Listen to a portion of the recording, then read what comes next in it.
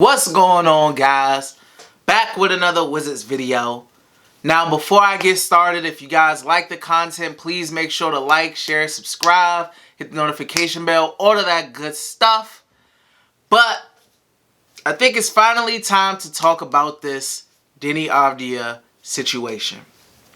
Now, he really didn't play that much in that last game against the Celtics. He got 3 fouls, and then Isak Bonga came in. Yeah, he played good defensively. But, things like that kind of spark a bigger issue as to Deni Avdija's time with the Washington Wizards. He's had moments, he's had flashes. And, it's just weird how the Wizards tend to draft these playmaking wings like Troy Brown Jr. and Deni Avdija, but yet the coach that they have his offense doesn't really help their skill sets or help advance their skill sets. I'll lump Troy Brown Jr. in with Deni Avdija because when Troy Brown Jr. came in and when the Wizards drafted him, it was similar to Deni. They were guys who could facilitate, had a ball in their hands. Troy Brown Jr. played point guard in high school, but with the Wizards, when he got with Wizards and under Scott Brooks, it was just a lot of John Wall and Bradley Beal, and everybody else just sit. So now, years down the line, you talk about Deni Avdija, another kid who's, he's not the fastest. He doesn't have crazy athleticism, or he's not a quick twitch type of guy with the ball in his hands, but he can make plays, and games like the Miami Heat game where he dropped 20 points, he showed because Brad and Russ were out that game. Games like that show you that when he has the ball more, he can be more effective. Deni Avdija has one of the lowest usage percentages on the team, which is crazy to me. If you have an offense with Scott Brooks that mainly generates around your 2 stars, ISOing and pick and rolling, etc., wouldn't it make more sense to draft guys like Aaron Nesmith or Sadiq Bey, guys who are like catch and shoot, only majority catch and shoot 3-and-D type of guys, and not guys who can also play make and have the ball in their hands, but you're dumbing down their play style and relegating it to just you stand here and you just wait for the ball to come to you and shoot. Now, what I will say is, because I do think that it's a coaching issue, number one. It's a big coaching issue. I think it has way more to do with Scott Brooks and the way his offense is ran rather than, Brad and Russ being on the team. I don't think you need Brad and Russ to be gone for Deni Avdija to be successful, or to improve.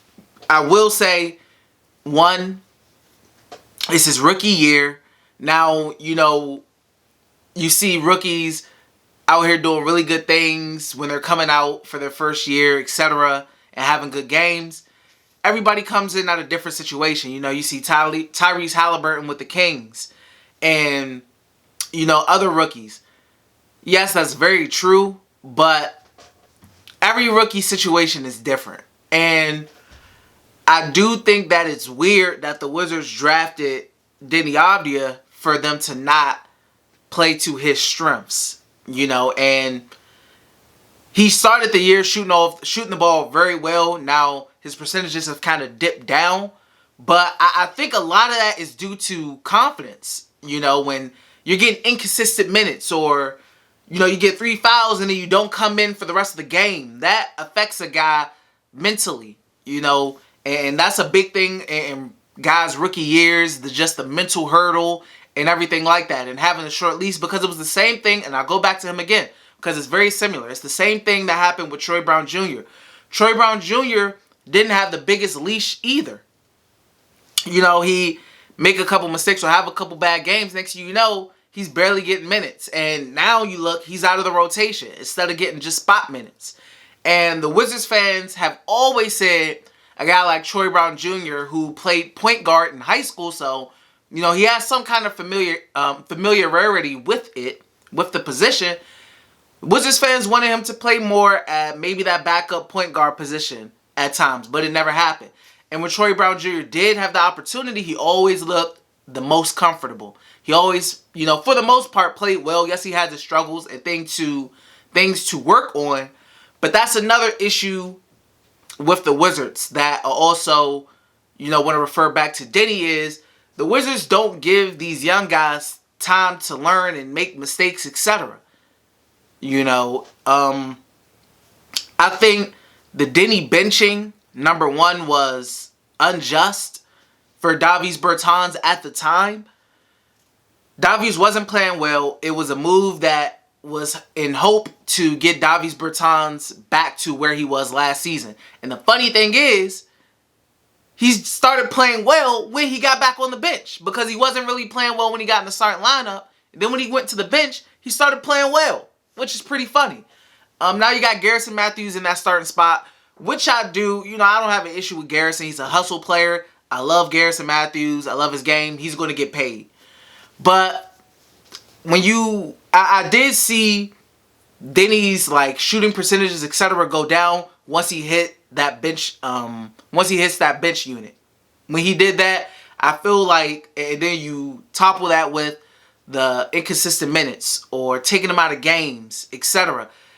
All that can just build up and stack up and have an effect. And I can understand why his fans in Israel, etc., are upset and feel like the Wizards are ruining his potential because they drafted a guy who's good at certain things, but they have relegated him and minimized his game into spot-up shooter.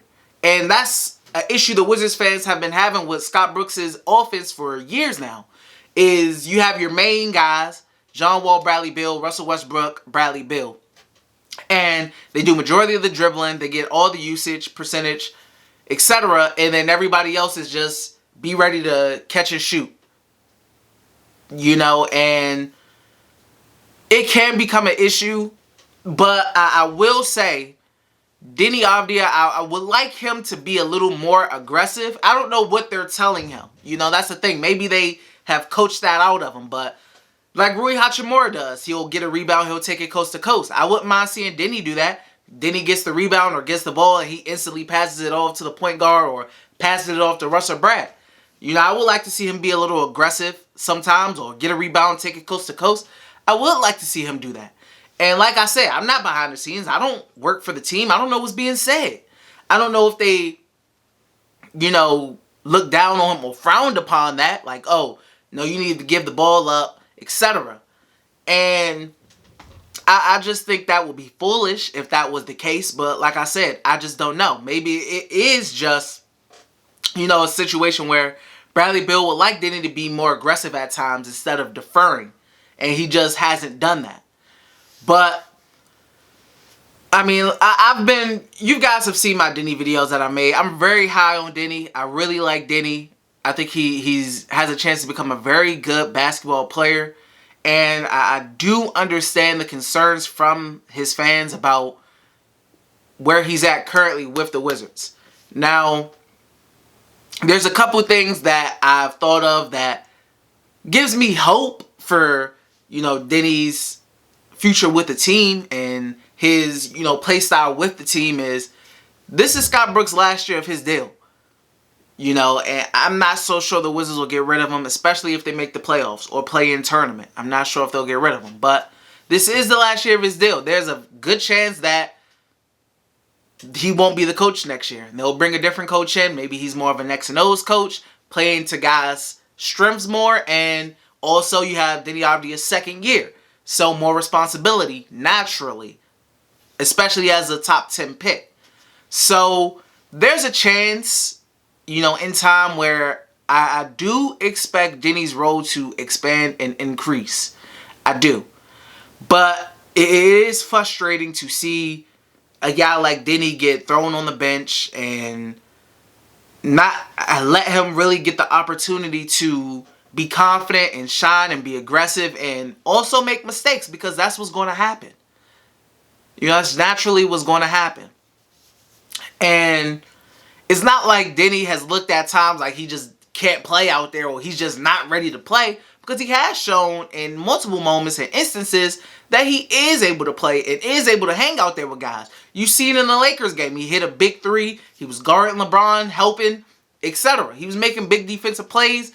And then maybe in the Celtics game, he got 3 fouls early. That happens. That's the life of a rookie. You know, and you got to let a guy live with the growing pains of that. You can't just sit him down and not bring him back in because of things like that. That all affects a player's mental, especially at 20 years old. And that's one thing I really, really do worry about is just the short leash on these younger players. You know, it happened with Troy Brown Jr. It's happening with Deni, and that's something I don't like. And I know his fans in Israel don't like it either. I'm not going to go as far as to say right now the Wizards are just wasting his career, because I do think, like I said before, in the future his role will be expanded and within the offense.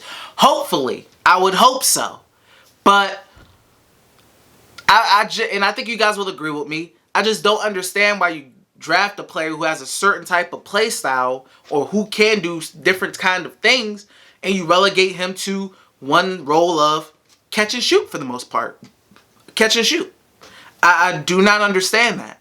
There were plenty other guys who fill that role better than Deni if you just wanted a guy who can stand and make his open threes. And I just think that's not the way to go about it at all. But who am I? I'm not in an organization. I don't work in the NBA. So who am I to say that? But I think a lot of you guys and a lot of people will agree with me. So in the future, I just hope Deni has the chance and capability to grow and let his game shine and build confidence. Because when you're playing with confidence, you just play better.